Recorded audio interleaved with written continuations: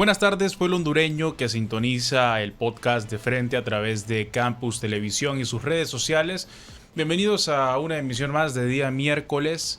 Gracias por sintonizarnos a esta hora del día para poder estar pendiente de lo que ocurre en nuestro país, en muchos temas, en muchas situaciones. Y claro, Honduras actualmente, en términos políticos, atraviesa un momento crucial.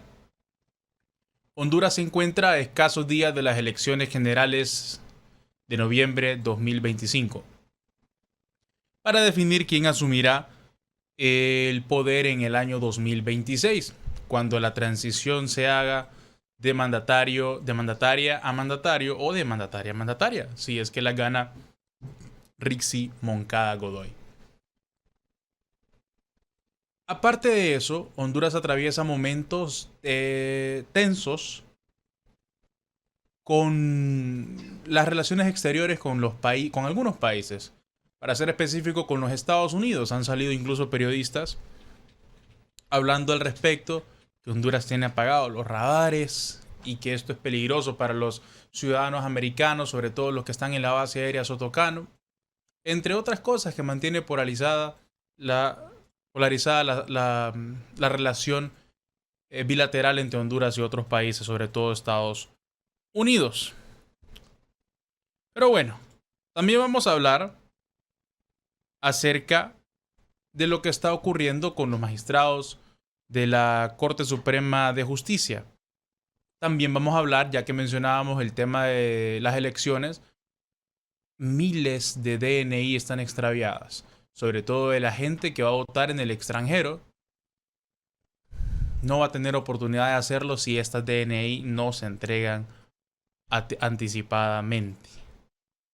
Pero bueno, eso va a ser un tema de discusión más adelante. Pero por eso, y ojo, porque hay un tema de mucho interés. Y es que la Corte Suprema de Justicia ha integrado las Cortes de Apelaciones que conocerán los casos penales de altos funcionarios del Estado. ¿Qué significa esto para el debido proceso, la transparencia y la lucha contra la corrupción en Honduras? Esta mañana nos acompaña el abogado Julio López Casaca, quien conoce muy bien de los temas de constitución, conoce muy bien de lo penal y por supuesto conoce muy bien las leyes de Honduras y tiene una amplia trayectoria. Ha sido candidato presidencial en el pasado proceso electoral, no en este, sino anteriormente. Sí, en el anterior. Fue candidato a la presidencia de la República y también ha sido un abogado de mucha trayectoria a nivel nacional, que está conectado con nosotros de manera virtual desde Tegucigalpa. Bienvenido, abogado, gracias por conectarse al podcast de Frente. Es un gusto tenerlo por aquí para compartir conocimientos, su amplia trayectoria a nivel político y a nivel profesional. Es lo que nos reúne el día de hoy aquí en Campus Televisión. Recordándole a la gente que vamos a analizar el tema de la Corte Suprema de Justicia y la integración que ha tenido para la Corte de Apelaciones, que conocerán los casos penales de los altos funcionarios. ¿Qué significa esto para la justicia hondureña? Bienvenido esta tarde. Sí, buenas. La verdad que es un placer, pues, nuevamente poder compartir a través de este medio, bueno, con la población hondureña y, bueno, discutir, analizar la problemática que nos envuelve. Definitivamente, Honduras pareciera de que no sale, pues, no se ve un horizonte claro de la problemática que nos envuelve, tanto de corrupción, administración de justicia, democracia, seguridad jurídica, seguridad nacional, la geopolítica en la que estamos ya hoy inmersos. Definitivamente creo de que es una buena oportunidad incluso para que el país, lógicamente, entre más dificultades tenemos, cuando estamos en una gran dificultad, es la gran oportunidad para poder salir, para que los buenos hondureños pongan sus buenos oficios y queramos hacer Honduras una mejor opción, un país de oportunidades, un país que realmente ofrezca pues esas guías para el desarrollo. Han pasado más de cuántas décadas de democracia y no vemos nosotros realmente un despegue como país, sino que volvemos a caer en deudas internacionales y definitivamente muy difícil. Un placer estar aquí con usted y muchas gracias por invitarnos. No, gracias a usted por compartir con nosotros a pesar de su apretada agenda. Abogado, la Corte Suprema de Justicia ha integrado la Corte de Apelaciones que conocerán los casos de lo penal de altos funcionarios hondureños. ¿Qué significa esto para el debido proceso, la transparencia y la lucha contra la corrupción en Honduras? Bueno, efectivamente, la Corte Suprema de Justicia como Poder Judicial es una institución, que forma parte del Estado de Honduras y que a la vez contribuye en la misma justicia. Creo que esos movimientos que se hacen en la Corte pareciera que en algún momento se hacen con dedicatoria, porque si ya tenemos una Corte de Apelaciones integrada que ha estado trabajando por varios años, el hecho de venir a querer integrar una nueva Corte de Apelaciones, creo que debió de hacerse hacia un proceso, ¿no?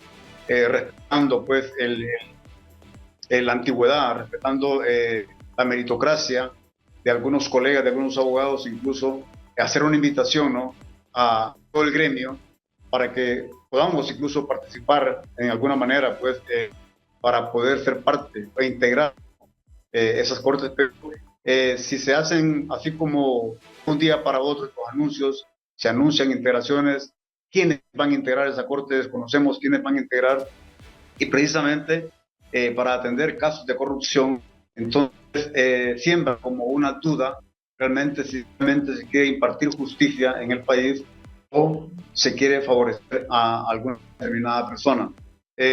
No es el proceso a la carrera para poder nombrar un juez, para nombrar un magistrado, sino que debe de pasar por algunos procesos, ¿no? Algunos requerimientos, experiencia, conocimiento, su hoja de vida, porque de esa manera nos garantizamos nosotros una verdadera selección de aquellos abogados que puedan realmente venir a garantizar una verdadera impartición de justicia que favorece al Estado. Pero si vamos a decir en lo mismo, en donde lo que hacemos es nosotros nombrar magistrados, nombrar jueces por favoritismo político o por compadrazgo de familia, entonces creo que la justicia realmente no manda un buen mensaje de seguridad jurídica o de una lucha realmente transparente contra la corrupción.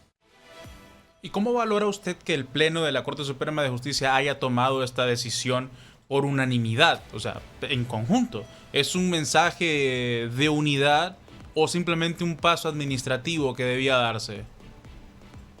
Bueno, definitivamente tenemos que estar conscientes, ¿no? Nuestro país, una de las causas grandes del problema que enfrentamos los hondureños es de que la mayor parte de magistrados que integran las Cortes Supremas, en este caso, usted lo conoce, todo lo conoce el mundo, el país, son electos por un Congreso Nacional que está integrado por diputados que no en su mayoría son abogados, y aquellos que son abogados dentro del Congreso, algunos no ejercen la profesión, ni siquiera conocen los tribunales, o los van a conocer cuando son acusados o son requeridos por la Fiscalía, pero no tienen ese expertise, no tienen ese manejo de la experiencia en el ruedo de los juzgados.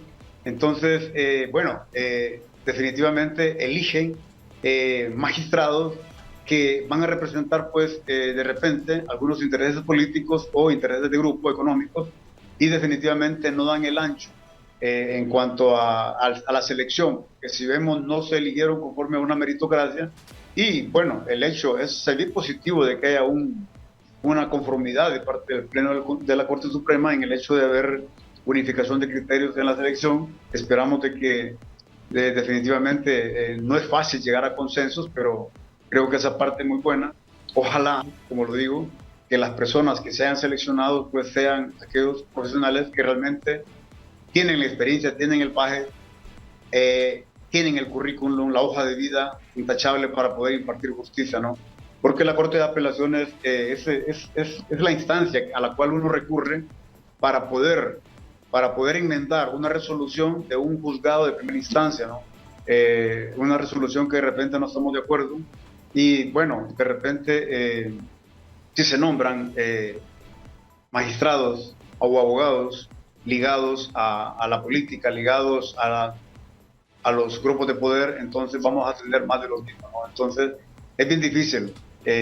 Nos ha tocado enfrentar con jueces que nunca han ejercido la profesión, sino que son hijos de papi y mami de repente y están en esos casos.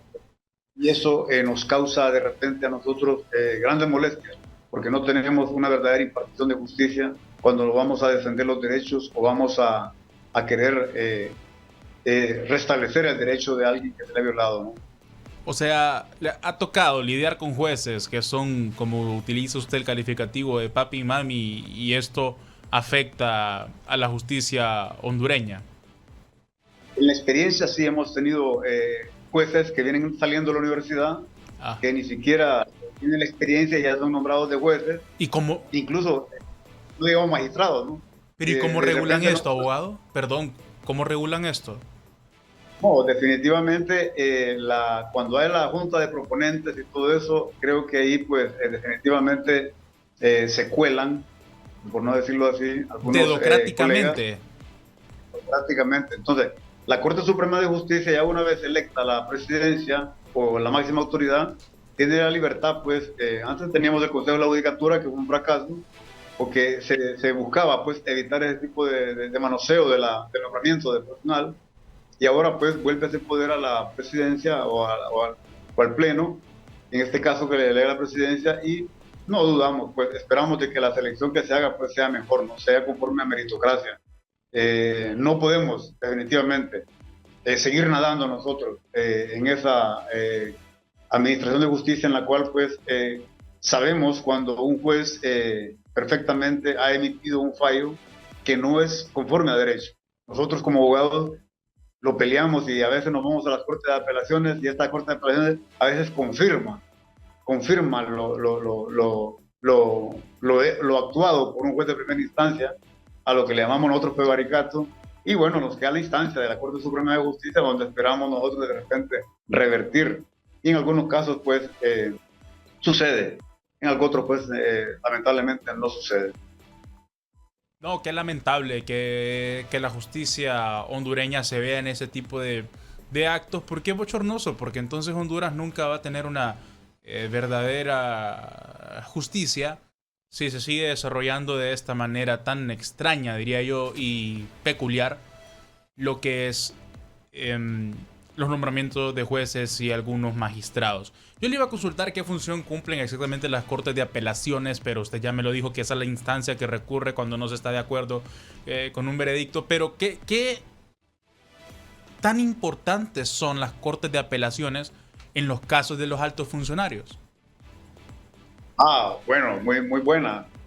O sea, pareciera que todo ha sido diseñado, en el mundo ha sido diseñado de tal forma de dar oportunidades, ¿no? El derecho a la defensa da varios desvíos para poder, digamos, enderezar algunas actuaciones y, lógicamente, después de los primeros juzgados de primera instancia, que son los juzgados de paz o juzgados de letras seccionales, tenemos la segunda instancia, que es la Corte de Apelaciones, en donde lo que se busca es eso, pues enmendar lo actuado por un juez en base a violaciones de un principio de legalidad, falta el debido proceso, ¿verdad? Que son las causales por las cuales puede hacer uso de la apelación, que no se ha respetado el debido proceso, ha habido una mala notificación. Por ejemplo, tenemos el caso de Edras Amado, traerlo acá a colación, de que no se respetó el debido proceso cuando se le hizo el allanamiento a la casa, porque el allanamiento es cuando se está cometiendo un delito, para evitar la comisión del delito, que se puede hacer, digamos, el allanamiento o salvo que haya una orden. Incluso se necesita en otros casos la orden judicial para evitar la comisión del delito, siempre y cuando el delito esté, como dicen, esté en proceso, pues. Entonces, por esa razón, el abogado, en la parte defensora, recurre a la vía de la apelación cuando considera de que se ha violentado una garantía constitucional, una garantía procesal o la mala aplicación de la doctrina o la mala valoración de la prueba. Si no hay una buena sana crítica en la prueba que se presenta, tanto de la fiscalía como de la defensa, entonces si uno considera que la prueba que presentó es contundente y que no ha sido tomada en cuenta por parte del juez, entonces uno puede recurrir en apelación por la doctrina o por la falta de debido proceso o la mala aplicación de la norma al caso concreto. Entonces, si logra uno convencer a los magistrados, que a veces son 3 magistrados, y logramos en ese caso convencer con la doctrina y con los hechos y con los fundamentos, argumentos, cuál es el vicio que se ha cometido, entonces se le podría revertir. Pero hemos tenido la sorpresa, pues ni modo, hay que aceptarlo, que a pesar de que alegamos contundentemente una violación, más bien nos llevamos la sorpresa de que no prosperan los recursos de apelación. Lógicamente, así es la justicia, ¿no?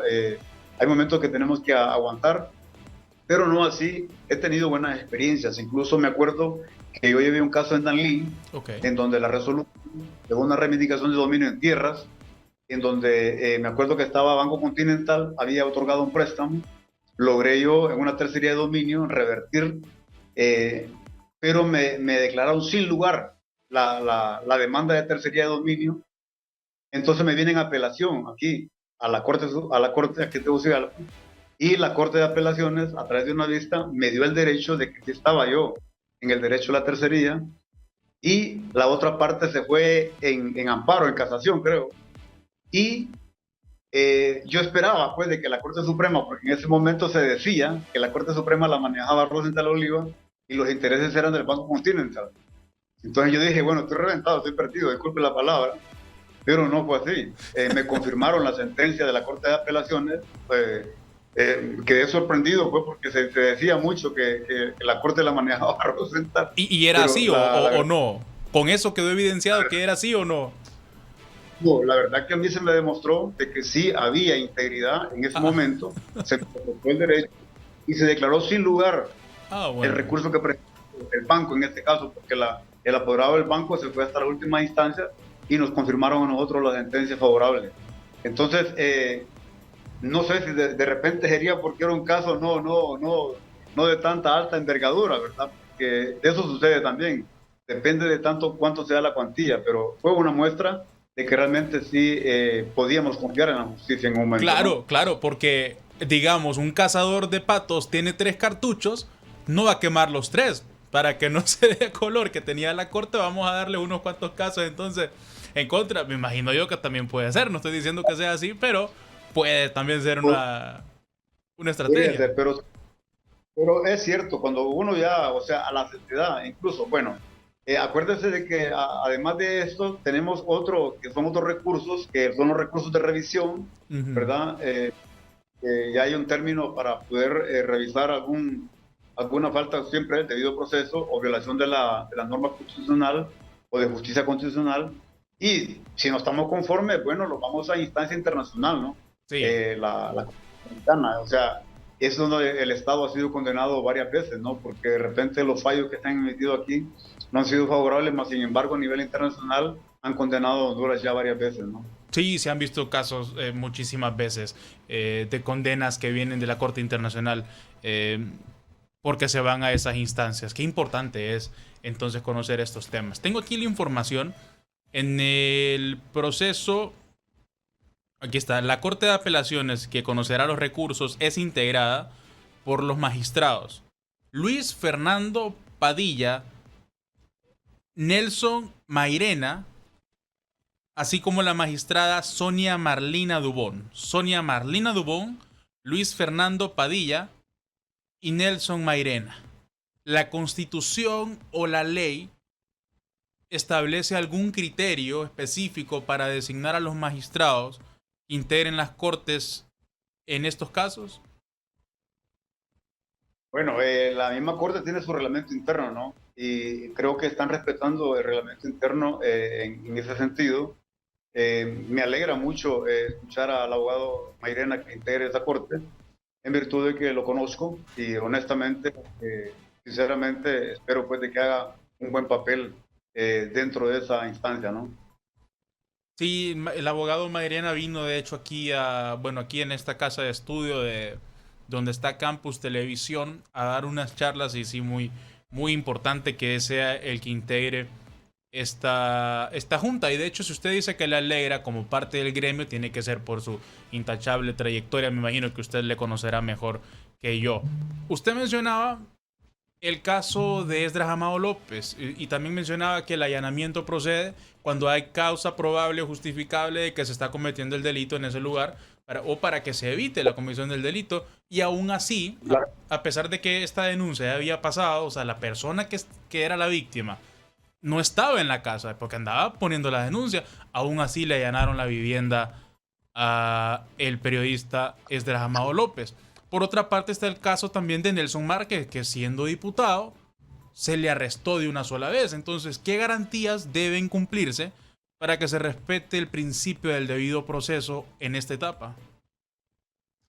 Bueno, la verdad es que el detenido tiene sus derechos, ¿no? Sí, A los cuales, pues, la lectura de los derechos que tiene, ¿no? Esa es una de las partes del debido proceso, leer cuáles son sus derechos que tiene el detenido, si hay una orden judicial, lógicamente, si hay un requerimiento previo, ¿verdad? Y en qué casos, pues, si hay ya emitido una orden de captura, entonces no hay ningún problema. Pero cuando se violenta una de estas normas, una norma de estas procesales, muy sencilla que sea, entonces estamos hablando de una detención ilegal, ¿no? Porque la misma Constitución ya establece en los artículos 90 de que a nadie se le puede privar sino con el debido proceso, ¿no? Respetando el debido proceso. Y eso es lo que sucede de repente, incluso antes se utilizaban habeas corpus o recursos de amparo, ¿verdad? En este caso, recursos de habeas corpus porque no se encontraba ni siquiera la persona detenida, pero eso, el fiscal o el encargado de ejecutar órdenes de captura, si no cumple con estas recomendaciones, entonces, si no levanta las actas correspondientes o no hace uso pues, de la normativa o dejar evidencias de que ha respetado los derechos, entonces más bien puede ser contraproducente para él, porque puede ser acusado o requerido por violar los deberes de los funcionarios públicos o abuso de autoridad y otras cosas que le pueden, digamos, incluso los daños y perjuicios que le puede causar a la persona. Entonces, por esa razón se necesita pues que los funcionarios se mantengan en capacitación o estén debidamente capacitados para ejercer esos cargos, ¿no? Máxime cuando se nombra un juez ejecutor, debe de saber cuál es la responsabilidad delegada y de qué está pues embestido, ¿verdad? Porque siempre cuando se hacen este tipo de allanamientos se hacen por medio de un juez ejecutor delegado por un juez titular, ¿no? muy bien. Analicemos entonces eh, la decisión de la Corte Suprema de Justicia y sus implicaciones. Eh, la decisión del Pleno, lo que esto representa, la unanimidad, la independencia judicial. La Corte Suprema de Justicia informó que la decisión fue unánime, o sea, todos juntos, o como diría la Iglesia, en sínodo. Eh, Esto fortalece la credibilidad del Poder Judicial o simplemente evita críticas, o sea, en el sentido de que no estén de acuerdo. O sea, como quien dice, si no nos mostramos unificados, nos vamos a ver que estamos fraccionados y esto no le hace bien al país. O realmente sí hay esa unidad a lo interno. Bueno, el Poder Judicial debe de generar confianza en la ciudadanía de que las cosas se están despachando en legal y debida forma. Y recordemos, y nadie tampoco lo podemos ignorar, de que el Poder Judicial está integrado máximamente por tres poderes políticos, que no me gustaría decirlo así, pero es así a la vista. Y podemos conocer de que cada uno de los integrantes de esta Corte, que han sido nombrados ahí en este momento, pertenecen cada uno a un partido político. Eh, Van representando, pues, entonces creo que por esa razón en algún momento se da la unanimidad porque todos tienen participación. Entonces se pone en juego pues, realmente la ética, la personalidad de cada uno de los magistrados integrantes, porque esperamos que prevalezca pues el derecho, la justicia, ¿verdad? Y se aplique pues realmente la sanción, si amerita la sanción, si amerita libertad, lo mismo. Entonces, hay unanimidad, lógicamente, una porque se quiere dar confianza al país de que tenemos un poder judicial integrado, y la otra es que de alguna manera pues se hace uso de lo que es la democracia participativa a lo interno, porque se nombra prácticamente un representante de cada partido político en esa junta, ¿no? Ah, ok, pero, ok, se nombra un representante de cada partido político.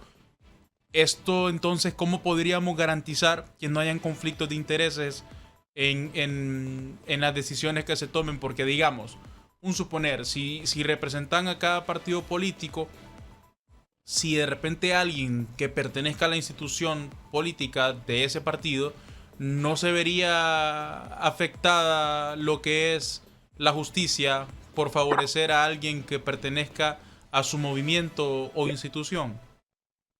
Bueno, lo que esperamos nosotros, lo que nosotros esperamos, y debería de ser así, es que desde el momento que son electos como magistrados, eh, Honduras, el Estado les delega a ellos pues, la facultad de administrar justicia, y ellos ya no van a representar ningún partido político porque eso es lo que realmente espera la ciudadanía, pero en la práctica, lógicamente, por eso se integran de esa manera, porque cada quien va a cuidar sus intereses.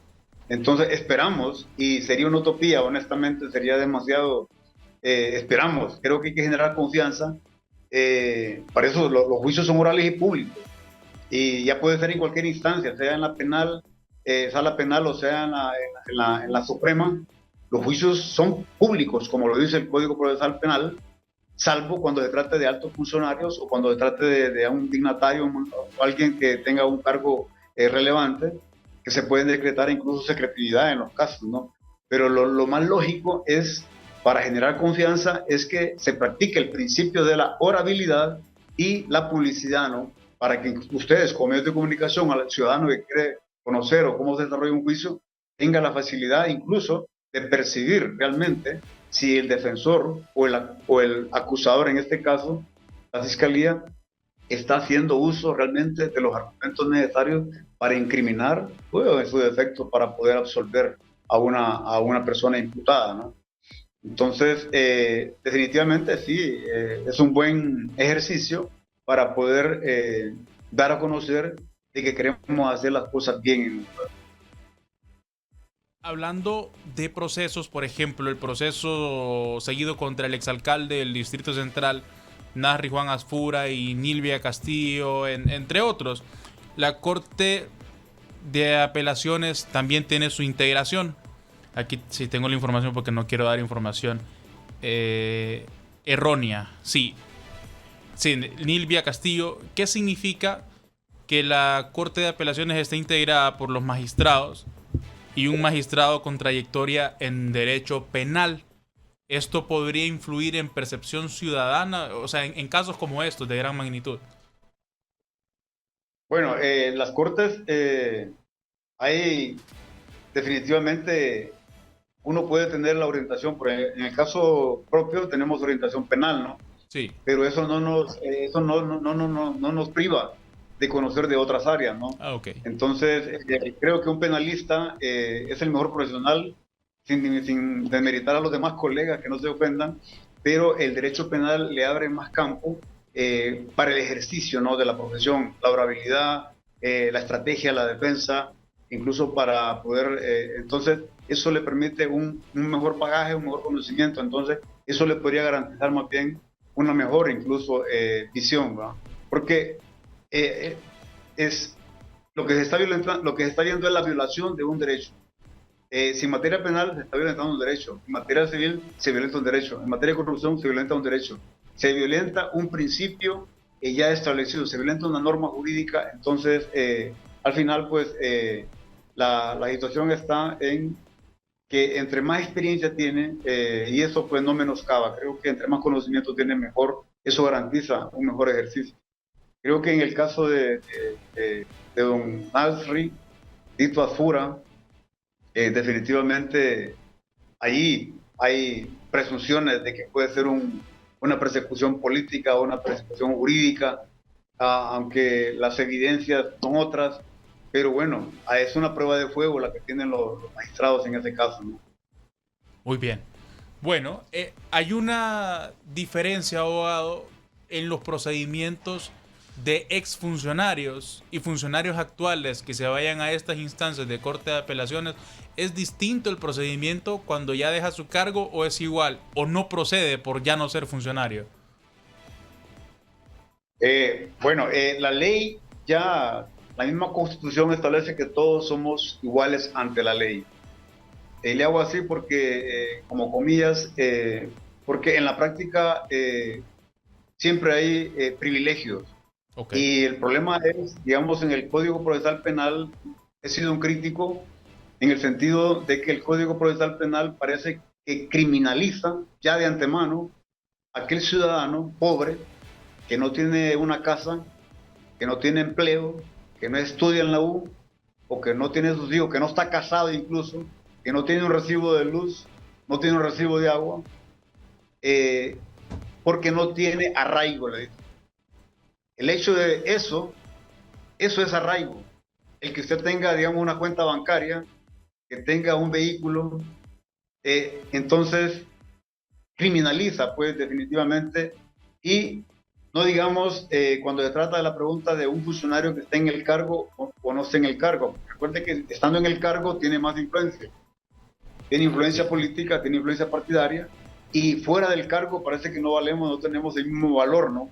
Entonces, definitivamente lo correcto es que un funcionario debe de renunciar, ¿verdad? Porque ya la ley establece los procedimientos, del momento que ha requerido, debe de renunciar al cargo para que se someta a la justicia, ¿no?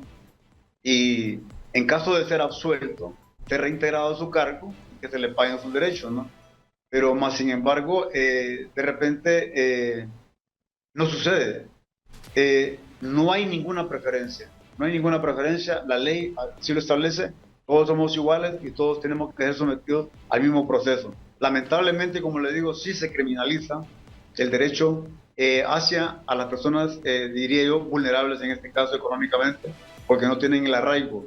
Entonces, difícilmente que puedan, digamos, solicitar una medida sustitutiva, ¿verdad? E incluso creo que nos hemos quedado en deuda, ¿no? La misma Naciones Unidas en sus memorándum establecía como condición para establecer la CICI que debíamos de haber reformado el Código Penal y no digamos el Código Procesal Penal. ¿Por qué razón? Porque el Código Penal ya establece qué es delito y cuál es la sanción que se le impone a ese tipo de delito. Y se trabajó mucho, los intelectuales hicieron un código penal a la medida, como que sabían que iban a cometer delitos y iban a ser juzgados para ser favorecidos. Entonces, vamos a ver funcionarios de que las sanciones pues no son grandes, ¿verdad? Simplemente se van por abuso de autoridad o incumplimiento de los funcionarios públicos y todo eso, entonces se van por las bandas. Entonces, mientras que si un pobre, como dicen, se roba una gallina y no tiene arraigo, ese va preso y esa es la injusticia que se comete, ¿no? Wow. Bien. Abogado, vamos a tener que hacer una pausa. Vamos a continuar con este tema y también con el tema de la DNI más adelante, pero en este momento haremos la primera pausa. Le decimos a todo el público de Campus Televisión que nos sintoniza amablemente, que continúe con nosotros conectados a esta transmisión y que no nos cambie porque la pausa será bastante corta. Ya volvemos.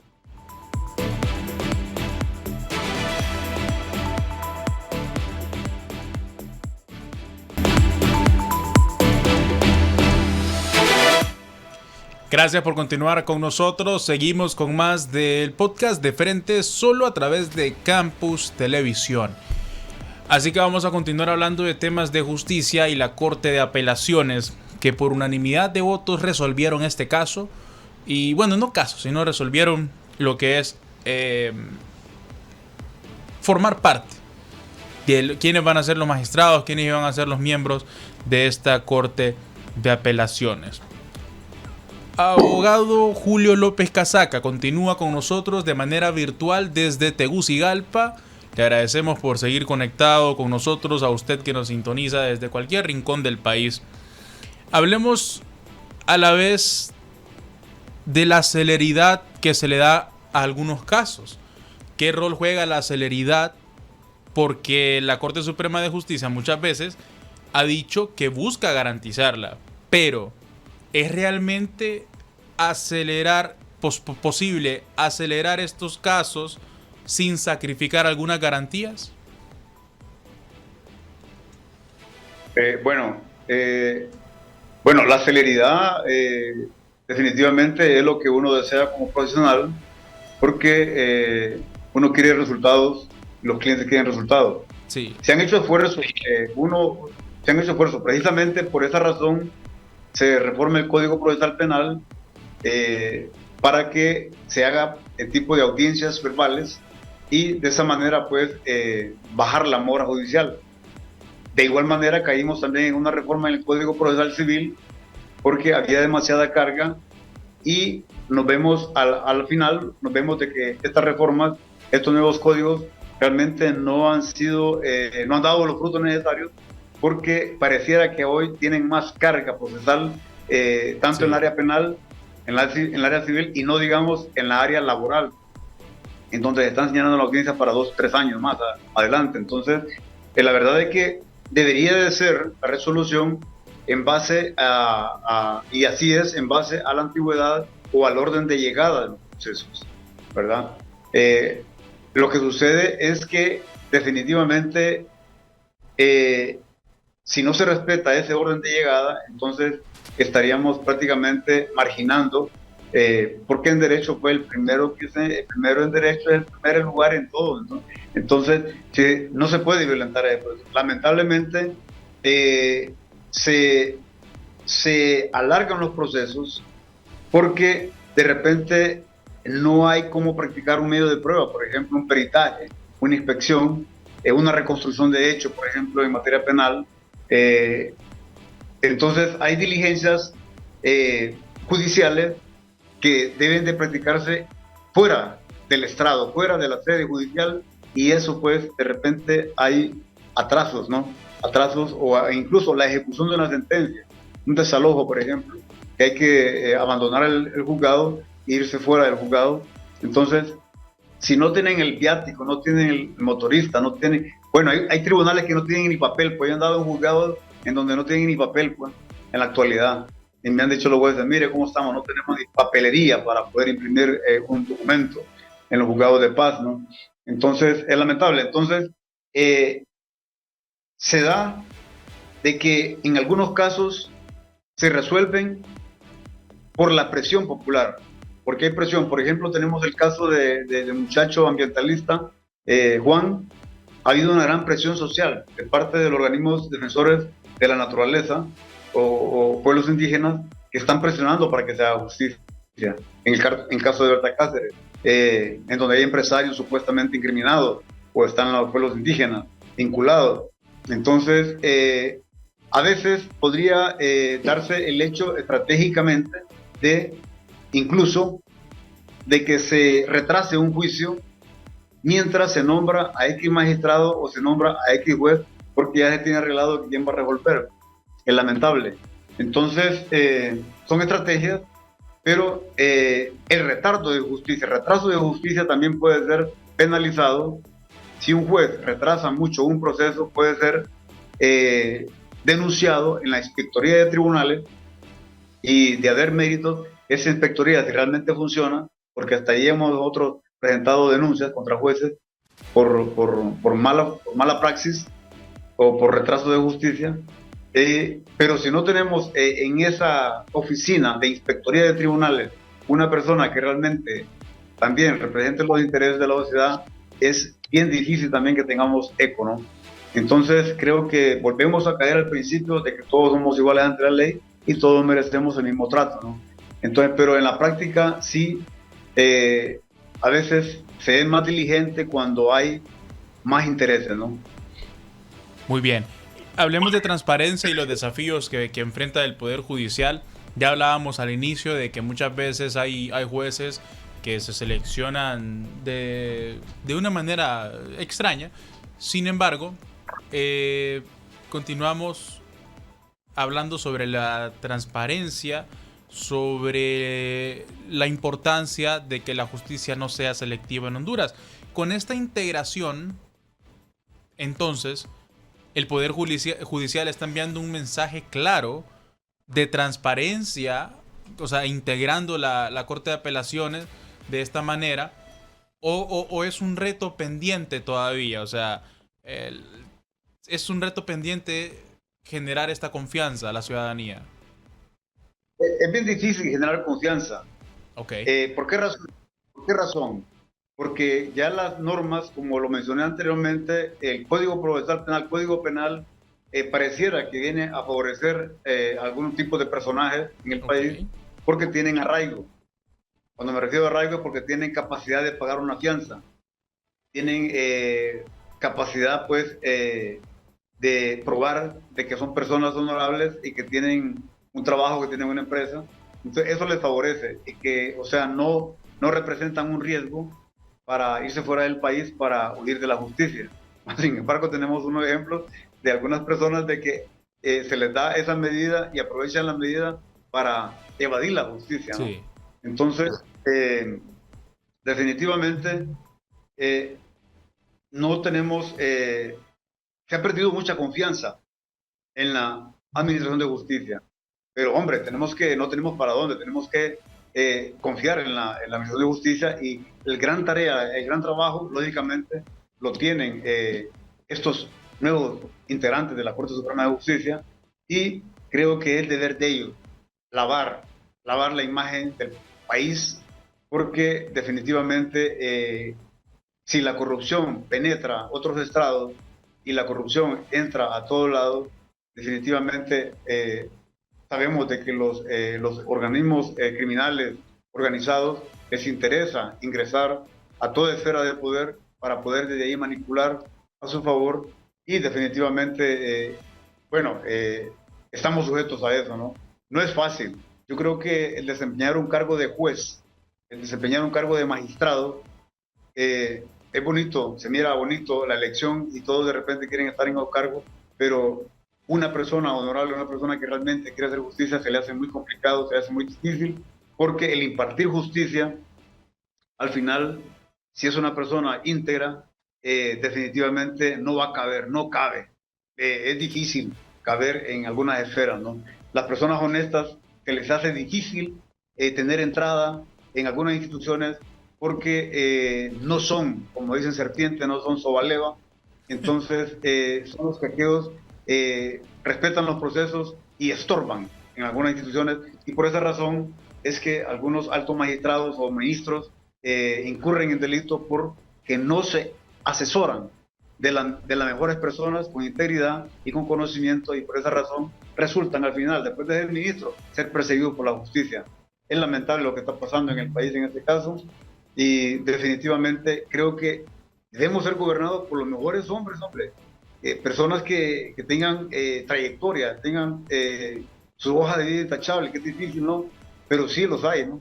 Entonces, no colocar en los cargos personas que nos van a hacer los mandados a nosotros. usted es uno de ellos.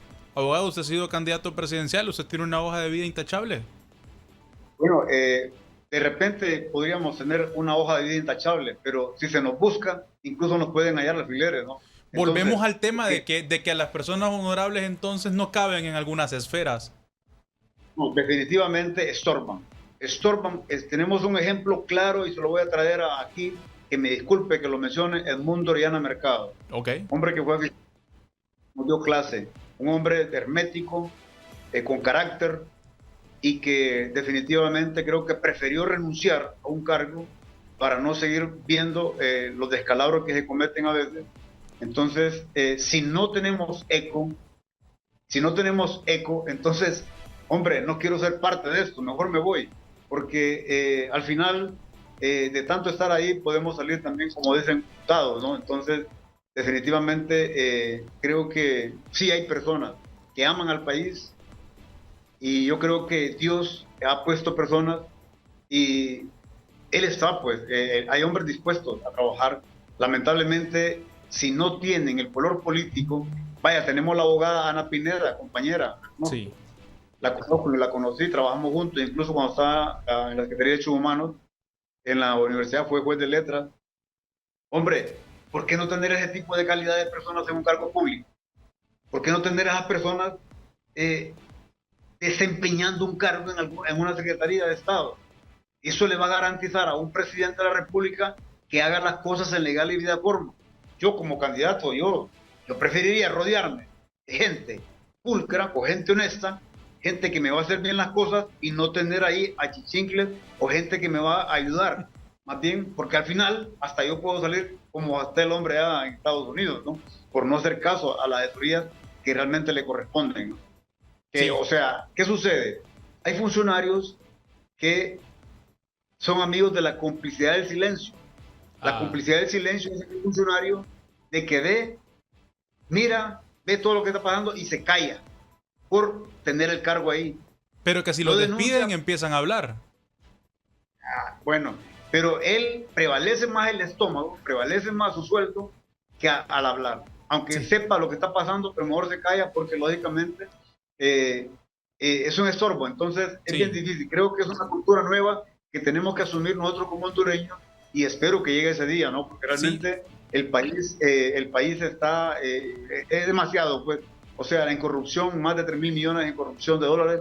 Estamos en los primeros lugares de corrupción y no es justo, no es posible que sigamos nadando, pues, Abogado, en ese. si el expresidente Lobo lo dijo, pues yo sabía de todo lo que pasaba, pero no dije nada para no perjudicar a mi partido. Él dijo, Yo lamento, pues yo conozco al presidente Lobo, sé que es un hombre humanista, es muy bueno, claro, pero claro. lamentablemente cometió ese gran error. Él sabía lo que estaba haciendo sus ministros y les dijo, calladitos se ven mejor. Hombre, él es cómplice por omisión y debería estar también, discúlpenme Pepe, pero podría estar enfrenado a la justicia por complicidad, porque la ley penal ya establece de que también un ciudadano que conozca de que está cometiendo un delito y no lo denuncia en tiempo y forma también es corresponsable. O Sí, sea, lo que nosotros le llamábamos antes, había una figura ahí, no es complicidad, sino que es encubrimiento, ¿no? ok. Entonces, efectivamente, si sabía lo que estaba pasando en el Seguro Social, hombre, era de los primeros que tenían que declarar en juicio, ¿no? ¿Qué riesgo hay en este momento? Estamos a escasos días de las elecciones generales, donde cualquier movimiento que se haga es persecución o es un ataque. Persecución o ataque son las palabras más sonadas en este momento. Y la palabra eh, prohibida, ¿verdad? Que es corrupción. Eh, ¿Cuál es el mayor riesgo que en este momento, a unos cuantos días, meses del proceso electoral, se politicen los procesos penales o que se alarguen indefinidamente? ¿Qué repercusiones podría traer esto? Lógicamente, se habla de persecución. Lógicamente, he manifestado en algunas oportunidades Sí, de que en política, como en el fútbol, el que tenga mejor estrategia, el que tenga mejor táctica, es el que gana los partidos, el que puede ganar las elecciones. Un partido no se gana con los mejores jugadores, se gana con el mejor estratega. Y en política no gana el que tenga más votos, sino que gana el mejor estratega. Entonces, en el tiempo, en la táctica, en qué momento va a usar los argumentos. Entonces, lógicamente, esto de la persecución política, al final, ¿por qué razón se habla de persecución política? Por el momento en el cual se están acusando, por el momento en el cual se están persiguiendo a la persona. Porque han habido 4 años y lógicamente no es fácil argumentar un juicio, no es fácil recabar la prueba, pero algunos juicios incluso se están sustentando en declaraciones que se han hecho en Estados Unidos. O sea, son los Estados Unidos los que han puesto en la bandeja y no han descubierto los semejantes actos de corrupción en el tazón, en el narcotráfico. No, hemos sido omisos dentro de los poderes acá de investigación, de no investigar los ilícitos. ¿Cuántos delitos no se han cometido de los cuales nosotros de repente no tenemos conocimiento, pero sí vamos a tener conocimiento de repente porque Estados Unidos lo publica y nos vemos en la obligación? Incluso se hacen incautaciones, basta con lo que se dice en Estados Unidos. Entonces, nos debería dar pena, pues, definitivamente en algún momento, de que tiene que ser organismos internacionales los que hacen la investigación. Entonces pareciera que estamos fallidos en la investigación criminal, en la persecución, porque es lamentable que sea por fuerzas extraterritoriales que nos demos cuenta. Vaya, tantas cosas que pudiera mencionar, pero creo que hay que moderar la lengua, porque definitivamente, entonces, ¿para qué tenemos órganos de investigación criminal? ¿Para qué tenemos nosotros? Ahí está ahorita CNA haciendo una denuncia, que espero que el CNA sea contundente y retenga y tenga las evidencias, porque lo que debe hacer el CNA es, con esas evidencias, irse a la fiscalía y exigir a la fiscalía que proceda. Pero ¿qué es lo que sucede? El CNA publica actos de corrupción en contra de un funcionario, y con solo el hecho de publicar este acto de corrupción ya condenó a ese funcionario, aunque ese funcionario sea inocente de repente. Ok. Pero porque se convierte prácticamente en un juez y parte. Porque ese funcionario, de momento que sale aquí en los medios de comunicación, ya es un hombre corrupto, aunque no haya sido vencido en juicio. Entonces, lo correcto es...